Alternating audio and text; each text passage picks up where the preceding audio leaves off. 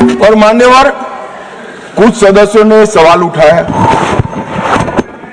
कि जनगणना क्यों समय पर नहीं हुई।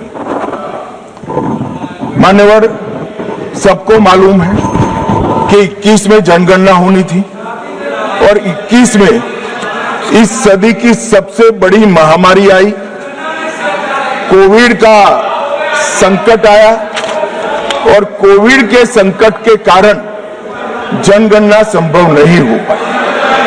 कोविड का संकट समाप्त होने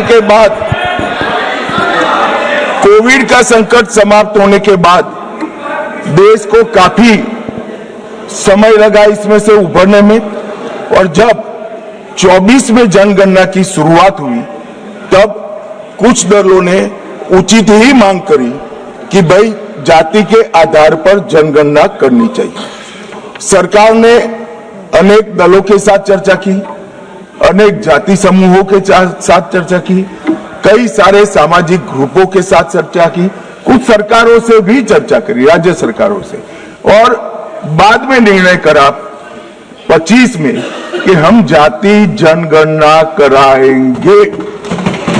मान्यवर, और ये निर्णय होने के बाद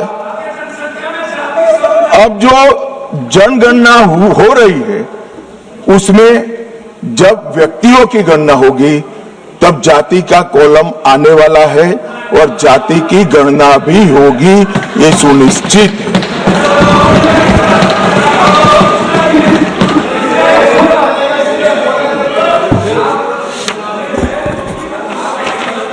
मान्यवर,